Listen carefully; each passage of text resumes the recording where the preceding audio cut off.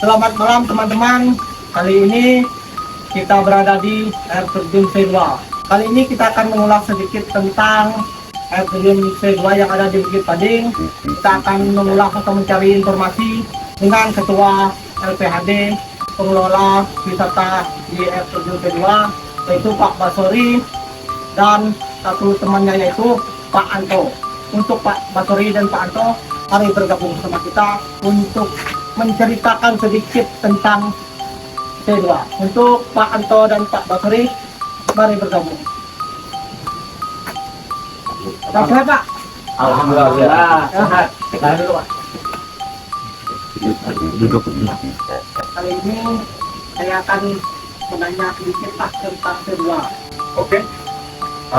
Pertama ingin saya jelaskan sedikit tentang pengelolaan kami di wisata air terjun C2. Jadi untuk pengelolaan kita mulai dari tahun 2017. Kita beranggotakan 18 orang. LPHD itu adalah lembaga pengelola hutan desa. Sebenarnya kalau dari kata pengelola hutan desa itu hanya pengelola hutan, tapi di dalam SK kami itu tertuang bagi pemegang SK LPHD itu bisa untuk mengelola wisata, dan di sini alhamdulillahnya ada potensi untuk kita kelola sebagai wisata. Jadi artinya selain kita menjaga hutan, kita juga mengelola wisata. Ya, untuk LPHD-nya di-SP-kan dari mana Pak? Apakah dari dinas pariwisata, apa dinas hubungan, apalagi dari mana? Kalau untuk LPHD sendiri, alhamdulillah di Bangka Belitung ini mungkin hanya satu pemegang LPHD itu kita yang SK-nya langsung dari kementerian. Memang dari pusat kemudian. Iya, langsung dari kementerian.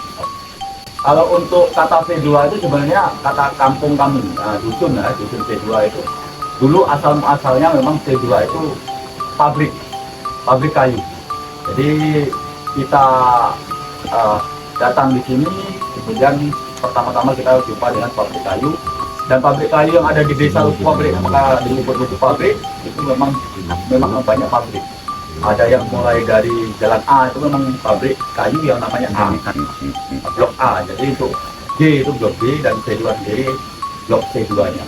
Jadi untuk C2 sendiri memang blok C2-nya. Oh itu ya Pak, kalau C2 itu namanya blok ya? Ya, memang berasal dari blok pabrik tadi. Pabrik kayu kan ya. Ya. Kalau blok itu bisa dikatakan jalur evakuasi kayu. Ternyata di sini ada berdiri pabrik kayu di dunia. Itu ya. Ya, jadi kalau untuk wisata air terjun itu bagaimana bisa terbentuk, awal mulanya dari SK tadi. Ya, SK kita LPHD itu kan lembaga pengelola hutan desa, dan alhamdulillahnya SK itu diturunkan ke kami memang untuk mengelola hutan ini. Hutan yang dia diberi kekuasaan kita, yang kita kelola hutannya 65 hektar, itu memang pas bertepatan di air terjun ini. Jadi pas kita kontrol hutan, mau bikin patok bahwa kita memang menjaga keberlangsungan hutan, ternyata ada air terjun. Itu awal mula kita ketemukan air terjun.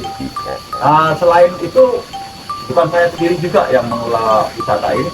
Ada anggota saya Pak Anto, masih ada 17 yang lainnya yang mohon maaf untuk malam ini tidak bisa berbicara.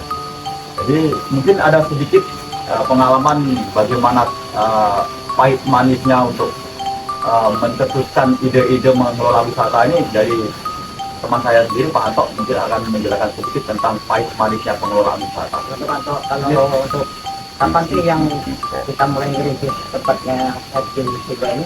Sebenarnya kalau merintis air terjun C2 ini itu ketepatan tahun 2008 kita minta izin ke dinas